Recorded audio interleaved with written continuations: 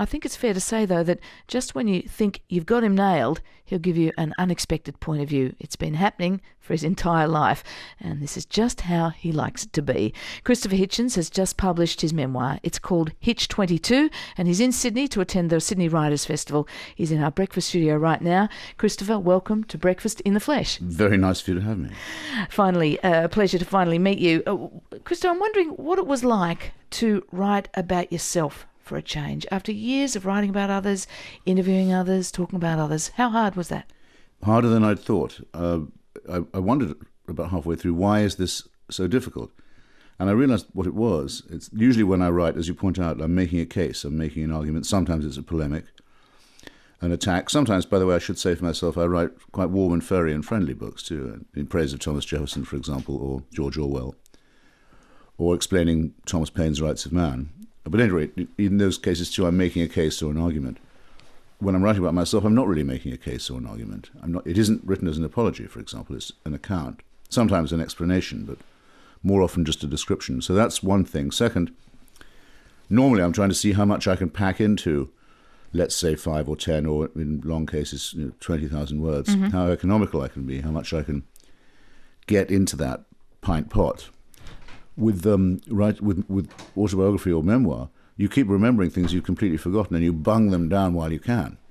So it balloons out on you, it bags out, and I wrote twice as much as the publisher asked for. I imagine sometimes that process must be so with any memoir of dredging up the past and trying to make sense of it is often quite painful, and it's clear that that is so. I mean, the book starts with the story of Yvonne, your mother, which is clearly a very painful thing for a young man, because Yvonne suicided when you were just 24 years old. Yes. How painful was it to go through that when, as you make clear in the memoir, you spent decades really going over and over the pain of that moment? Well, I realized I couldn't do the book unless I could get that done first, because otherwise I'd be thinking about it all the time and perhaps leading up to it or partly suppressing it. So I just open with a death in the family. Tragic one because she was young. She'd fallen in love with an unsuitable guy. I think he talked her into a suicide pact. I can never be exactly sure. That's my feeling. Well, the chapter sort of shows how I had to investigate it, because it was initially reported as a crime scene, as a murder. And I found that it wasn't. And you were the member of the family that went there, was in Athens. Yes, you flew there too. It was in Athens during a time of war and revolution as well, a very dramatic time of military coup and rebellion. So it was an extraordinary and very wrenching and lacerating week in my life. Yeah, and well, you've only got one mother, and no one is really being honest about themselves, I think, unless they write something fairly open about their parents at the beginning. You say in the book, I've intermittently sunk myself over the course of the past 4 decades or so into dismal attempts to imagine or think or feel myself into my mother's state of mind as she decided that the remainder of her life would be simply not be worth living. It's a very... it must be a very difficult thing to do and to be stuck in. How stuck were you in that process of trying to get back to your mother's state of mind? Quite a lot, because of all the people one could picture. Obviously, I'm the only person here who knew her, but very, very difficult to imagine anyone who with such joie de vivre as Yvonne had, coming to that literal conclusion. I don't want any more of this life. I've looked up the road and I'm not willing to go there. It's a waste of time. It would be too painful to do. Very, very difficult to picture someone who was always so pro-life in every way, coming to that conclusion. I think I can make a guess. I think it was a bad time of her life to be a woman, if you know what I mean. I think she had been very beautiful, and she was, I think, in her own mind, ceasing to be. And I think she thought that the new lover was probably the last chance, and it wasn't working out. She didn't think she could get away with another one.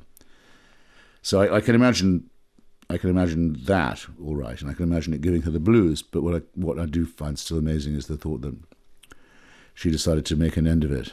Unless, as I say, he talked her into it, which is my provisional conclusion.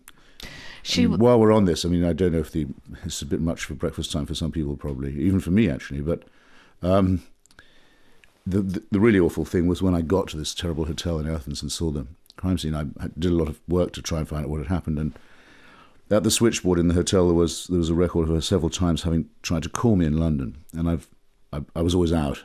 I was a young man then. And I'm very haunted by the thought that if she'd ever heard my voice, if she had got me, even if she didn't tell me why she was ringing, that she might have thought, no, I'm not going to.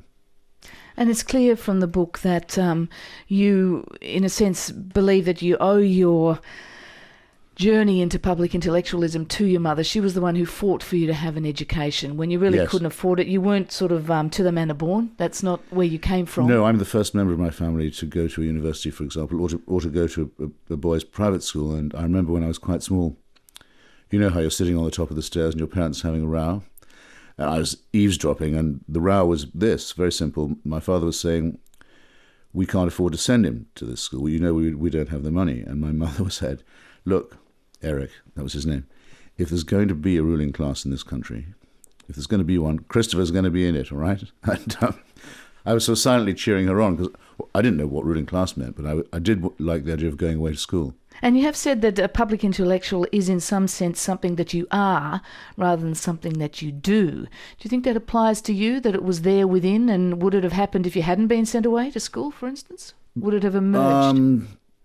All I know about that is I learned to read earlier than most kids did. But that was largely my mother pushing me, I have to say. But I was always ahead in reading age. And I always had an interest in a wide variety of books. And I was lucky with some teachers too.